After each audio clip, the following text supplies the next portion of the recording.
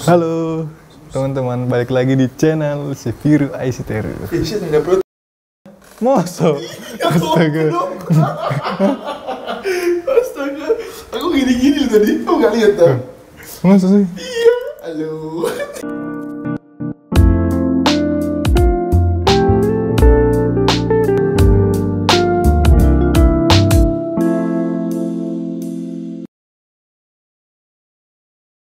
Halo teman-teman, balik lagi di channel si Viru Aisiteru. Perkenalkan, nama saya Reski.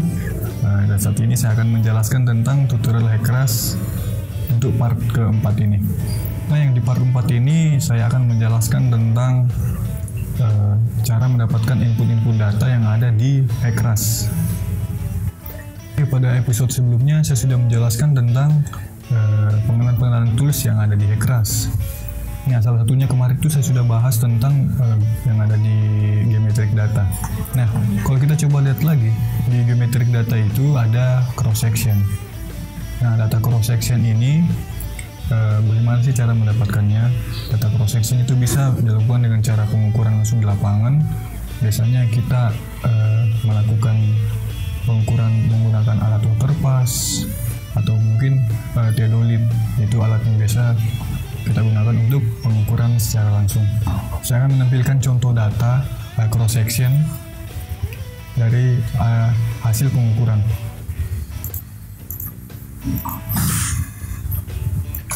Nah, oke.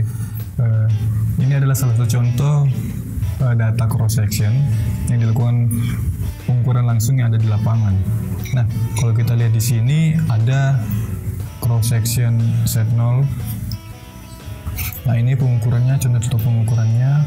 Ini untuk cross section, dan saya coba kasih lihat juga untuk data profil memanjang atau long section. Nah, sama kita buat patok juga. Pemberian patok ini tergantung, biasanya kalau saluran atau sungainya lurus-lurus saja kita pasang 50-100 meter. Kalau salurannya atau sungainya berbelok-belok atau tidak beraturan, kita lebih detail lagi jaraknya. Jadi maksudnya kita persempit lagi jaraknya untuk mendapatkan hasil yang lebih efisien. Nah, ini saya coba akan masukkan langsung di Hackras. Oke, kita buat new project dulu, create folder. Jadi contoh video 3, jadi ini sudah part 3 ini. Oke, kita kasih nama. Nah, formatnya nanti dalam bentuk PRJ, kita okekan saja. Nah, kita setting satuan untuk di Hackrasnya, karena settingan unit di Hackras ini menggunakan SI units. Jadi satuannya itu feet. Biasanya dipakai di Amerika sih kalau feet. Kalau kita biasanya metrik atau biasanya kita pakai meter.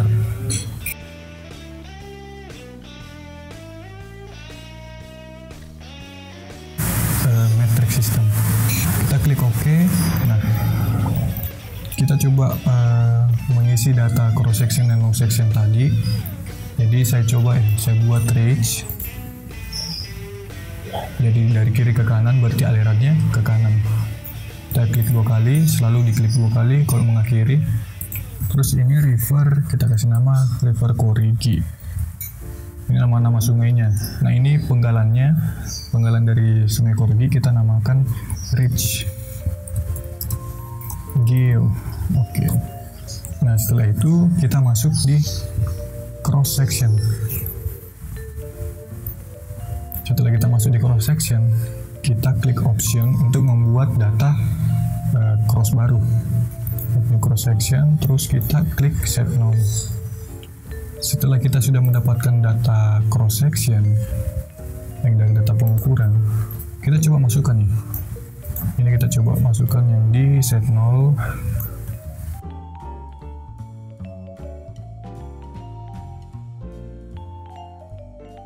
Nah, untuk downstream reach length-nya, karena ini kan baru pertama, jadi kita isi 0. Kita isi 0, ini 0. Nah, meaning value-nya ini kita umpamakan aja ini koefisien kekasarannya itu tanah 0,025 lah. 0,025 sama. Jadi tanggul kiri kanan sama yang dasarnya kita samakan saja, semua itu dari tanah. 0,25. Terus main channelnya itu kita apply dulu datanya. Nah, ini sudah kelihatan kan? Sudah kelihatan bentuk salurannya seperti apa. Nah, untuk penentuan main channelnya kita klik aja di sini. Oh, ternyata kita rencanakan tanggulnya di sini. Jadi kita isi untuk tanggul kiri ya. Tanggul kiri kita isi stasiunnya. Jadi 11,8. Nah, untuk right banknya kita lihat yang di sini. Nah, ini masuk di stasiun 19,6. 19,6. Terus kita apply. Nah, ini yang merah-merah ini sudah kelihatan, sudah terlihat.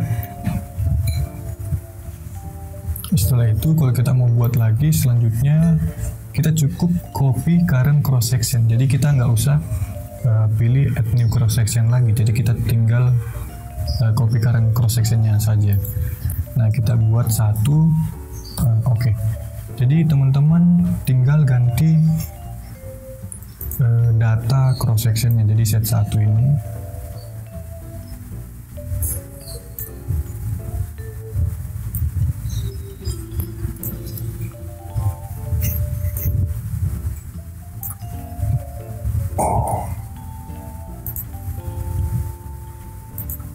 Ya, tinggal ini kita blok, terus kita ganti datanya, dan kita lihat ini jaraknya. Kita lihat di data long section, oh ternyata jarak antar profil dari set 0 ke set 1 itu 91. Ini untuk saluran lurus. Jadi di sini kita isi 91. Ya, 91. Ini 91. Nah, ini karena sungainya lurus, jadi kita samakan saja LOB channel dan ROB-nya. Jika sungai atau salurannya berbelok, tentu saja ROB-nya itu pasti berbeda juga. Jadi kita anggap saluran ini lurus saja. Oke, setelah itu kita harus mengganti juga main channel bank stationnya. Jadi kita harus ganti lagi tanggul yang ada di kiri dengan yang di kanan. Saya coba ambil yang ini ya, 10,6.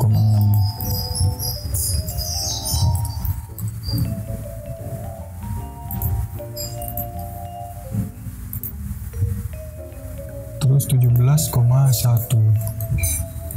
Jadi teman-teman, kalau misalnya teman-teman buat cross section baru dan ternyata ada warna merah kayak gini, berarti ada data yang tidak cocok dengan data cross section teman-teman.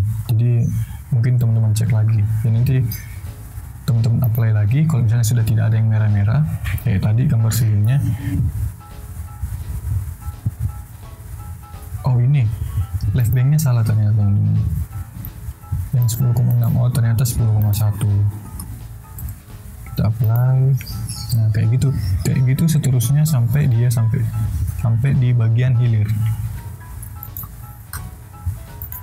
Oke, kita copy lagi. Jadi saya kira-kira aja ini sudah sampai di hilir. Jadi ini nomor 2 kita ganti. Jadi saya anggap set 2 itu sudah di bagian hilir. Jadi jarak antar profilnya itu 113. Yang ini ya teman-teman. Kita ganti dulu yang set 2-nya.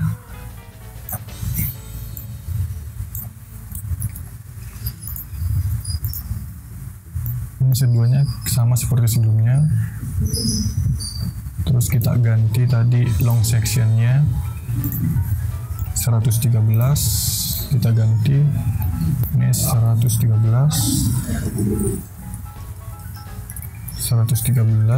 ini 113. Nah, apply. Oh ternyata yang seperti saya bilang dari tadi itu ternyata masih ada yang salah. Overbank-nya. Jadi coba ini 17,1 tidak ada, jadi kita ganti 14,5. Nah, beres. Oh, ternyata masih belum ada. Oh, ini yang salah ya teman-teman. Kita ambil ini di bagian stasiun 8. Oke. Jadi kira-kira seperti itu teman untuk pengisian data long section dengan cross section. Nah, untuk pengisian data storage yang ada di geometric data untuk pengisian data storage area. Jadi sebenarnya teman-teman butuh data perencanaan sendiri. Jadi mungkin teman-teman bisa desain sendiri berapa sih dimensi untuk kolam tampung tersebut. Atau mungkin teman-teman mau analisa atau evaluasi suatu waduk atau luzang. Jadi teman-teman bisa melakukan analisa. Jadi nanti bentuknya itu datanya seperti ini ya teman-teman. Data untuk volume bosom. Itu data-data dimensinya seperti ini. Ini untuk analisa atau evaluasi terhadap waduk atau kolam tampung. Nah, untuk teman-teman juga mau mengisi data pump station, itu ada juga perhitungannya. Semua spesifikasi pompa itu berdasarkan dari analisa teman-teman sendiri. Nah, untuk unsteady flow itu saya coba kasih lihat ya. Unsteady flow ini ada flow hydrograph, stage hydrograph, ada juga stage atau flow hydrograph. Jadi bisa dua-duanya yang ini. Nah, flow hydrograph ini biasanya kita pakai jadi debit yang ada di hulu berupa data hydrograph. Terus stage hydrograph ini biasanya sih kita pakai di bagian hilir. Tapi terkadang juga dipakai di hulu, tapi jarang. Itu tergantung kalau kita punya data AWLR. Cross section 2 itu adalah hulunya. Dan sedangkan yang di cross 0 itu adalah hilirnya. Nah, coba kita isi di bagian ini. Kita isi flow hydrograph.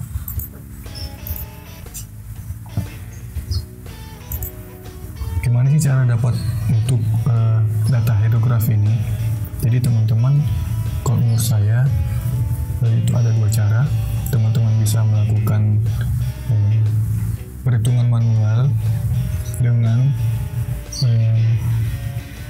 menganalisa curah hujannya. Jadi teman-teman dulu analisa curah hujannya. Jadi ini saya kasih contoh saja, contoh perhitungan untuk mencari debit banjir rencananya. Jadi ini misalnya teman-teman punya data hujan seperti ini. Terus itu teman-teman uji konsistensi, maksudnya uji konsistensi itu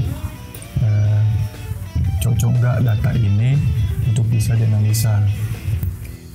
Jadi ini uji konsistensinya untuk data hujan. Jadi masing-masing stasiun itu diuji konsistensinya. Setelah itu kita analisa curah hujan kawasan. Jadi curah hujan kawasan itu tergantung terhadap catchment teman-teman. Ada pun juga beberapa syarat. Jadi metodenya ada beberapa, ada aritmatik. Itu biasanya dengan skala kecil, maksudnya catchment atau dasnya itu kecil. Terus yang paling sering digunakan itu curah hujan kawasan. Jadi kita biasa menggunakan metode Polygon Thiessen. Terus yang ketiga Isohiet. Setelah kita mendapatkan curah hujan maksimum kawasan melalui perhitungan Polygon Thiessen, seperti ini datanya, semisalnya. Lalu kita analisa frekuensi hujan rencana. Nah, hasilnya nanti kayak begini. Ini menggunakan log persen. Nah, ini ada syarat-syarat untuk metode yang akan digunakan. Jadi tidak semua kita harus analisa. Jadi tergantung syaratnya nanti yang mendekati yang mana atau yang memenuhi. Nah, untuk hasil akhirnya debit rencana yang akan kita gunakan seperti ini, contoh dari hasil debit rencana, debit periode ulang seperti ini. Dan nanti data ini yang akan kita masukkan di data unsteady flow. Jadi saya kasih contoh ya seperti ini. Saya ambil data ini, jadi data yang ini ya, yang dulu data total, debit total. Oke, saya masukkan ke sini. Tapi teman-teman sebelum memasukkannya, teman-teman cek dulu data time intervalnya itu berapa. Kita cek di perhitungan. Kita cek ini per berapa jam ya. Ternyata ini per 1 jam, intervalnya 1 jam. Kita cek juga di Hekras. Ternyata juga ya ini bisa diubah-ubah ya teman-teman, data intervalnya berapa tadi sesuai 1 jam. Jadi kita tinggal paste, jadi kita masukkan datanya di sini seperti ini datanya. Nah, kalau kita mau lihat hidrografinya seperti apa bentuknya, jadi kita klik plot data, jadi hasilnya seperti ini. Nah, oke teman-teman, untuk yang bagian hilir kita isi state hidrograph. Jadi saya langsung interpolasi aja, jadi teman-teman klik ini interpolate missing value, jadi seperti ini. Ini kenapa saya ambil yang paling, jadi state hidrograph ini mukanya saya ambil yang paling tertinggi. Klik OK. Nah, itu untuk cara manualnya, jadi kita cara hitung manual sendiri. Nah, untuk yang cara kedua yang akan saya jelaskan sedikit atau memberikan bayangan sedikit, itu saya menggunakan aplikasi HKMS. Jadi masih satu developer dengan Hekras. Nah, untuk pengisian data di HKMS itu, jadi kita harus tahu geometriknya, maksudnya dasnya di mana, terus strukturnya di mana, sungainya di mana. Jadi seperti ini. A, B, C, D itu adalah dasnya. Sedangkan yang ini reservoir, yaitu kolam tampungnya. Ini R, ini ridge, sungainya. Ini junction, jadi pertemuan. Jadi kalau misalnya ada percabangan, jadi semisal das C ini mau masuk di sungai ini, jadi kita buat junction. Setelah itu ini R2 sungai juga. Nah, hilirnya itu kita isi dengan junction lagi. Nah, setelah itu kita isi juga meteorologi model. Ini tentang metode-metodenya. Terus ada control specification, jadi itu waktu simulasinya kita isi per berapa, intervalnya berapa. Time series datanya juga ada seperti ini. Nah, ini karena saya menggunakan contohnya ini menggunakan reservoir, jadi harus ada pengisian data untuk reservoir juga. Nah, setelah itu teman-teman bisa compute di sini, simulation run, dan hasilnya nanti seperti ini.